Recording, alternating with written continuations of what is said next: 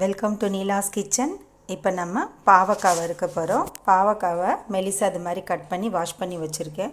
முடிஞ்ச வரைக்கும் பாவக்காய் உள்ள விதையை நடுப்புற அது மாதிரி இருக்கிறத எடுத்துக்கோங்க. ஆனால் முடிஞ்ச வரைக்கும் எடுத்துக்கோங்க. வெங்காயம் அரிஞ்சு வச்சுருக்கேன். தக்காளி 2 வச்சுருக்கேன். பெரிய வெங்காயம் 2. மிளகாத்தூள் ஒரு 1.5 டேபிள் ஸ்பூனு. மஞ்சத்தூள், தேங்காய் ஒரு மூடி, சோம்பு போட்டு அரைச்சி வச்சுருக்கேன். பாத்திரம்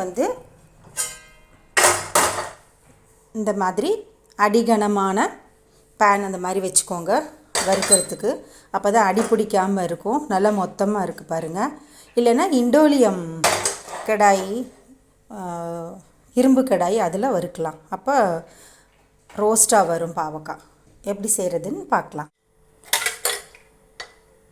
எண்ணெய் ஊற்றிக்கிறேன்.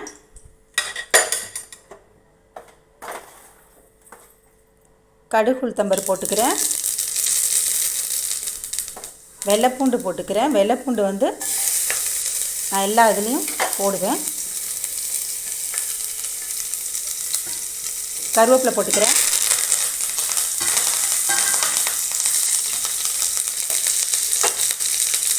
வெங்காயம் போட்டுக்கிறேன்.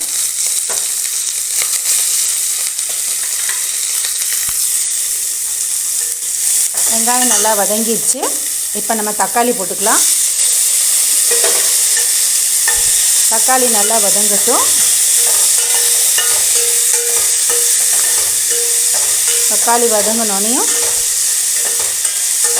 பாவக்காய் போட்டுட்டு நம்ம மிளகாத்தூள், மஞ்சத்தூள் அதெல்லாம் போட்டுக்கலாம்.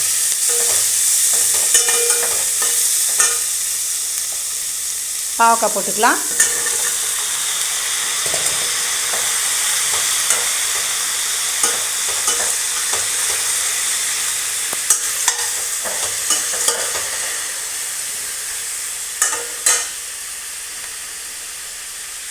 மிளகாத்தூள், மஞ்சத்தூள் கிளறிக்கலாம்.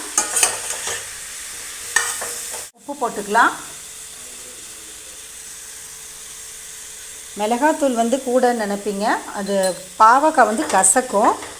அந்த பாகற்காய் கசக்கிறதுக்கு இந்த மிளகாத்தூளும் இந்த இது கரெக்டாக இருக்கும். ஸோ தேங்காய் ஒரு மூடி அரைச்சி ஊற்றுறோம்ல, கசப்பே தெரியாது. இப்போ இந்த நல்லா கிளறிக்கிட்டு தேங்காயை ஊற்றிடலாம். அவ்வளோதான். இப்போ தேங்காய் ஊற்றிக்கலாம்.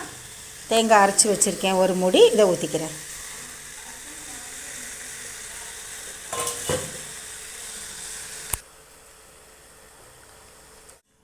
இன்னும் கொஞ்சம் தண்ணி ஊற்றிக்கிறேன்.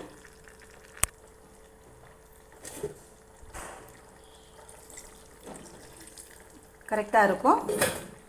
இப்போ மூடி வேக வைக்கலாம். வெந்த நடுப்புற ஒரு 2 தடவை கிளறிக்கலாம். கிளறி விட்டுக்குவோம்.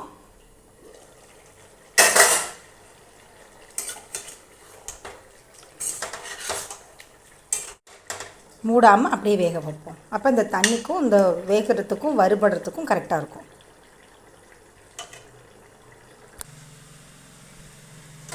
பாகக்காய் வெந்துருச்சு.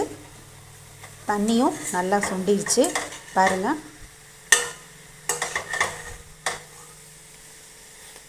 ஸோ நம்ம இப்போ சிம்மில் வச்சிடணும். அடுப்பை சிம்மில் வச்சுட்டு எண்ணெய் ஊற்றி வறுக்கணும்.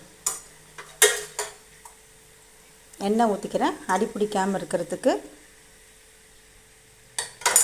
இது ஒரு 10 மினிட்ஸ் ஆச்சும் அப்படியே சிம்மில் வச்சுட்டு அப்பப்போ கிளறணும். பாவக்காய் ரெடி ஆயிடுச்சு. எடுத்து வச்சிடலாம். பாருங்கள் எவ்வளோ ரோஸ்ட்டாக வந்துருச்சுன்னு. முதல்ல எப்படி ஒரு மஞ்சள் கலர் வச்சு இங்கே பாருங்கள், அடியே பிடிக்கல. இந்த மாதிரி பாத்திரம் வச்சுக்கிட்டா ஈஸியாக இருக்கும் பாருங்கள். ஸோ அவ்வளோதான். ரொம்ப டேஸ்டியாக இருக்கும், கசப்பே இருக்காது. இது மாதிரி செஞ்சு பாருங்கள், ரொம்ப நல்லாயிருக்கும். இப்போ இதை எடுத்து வச்சிடலாம்.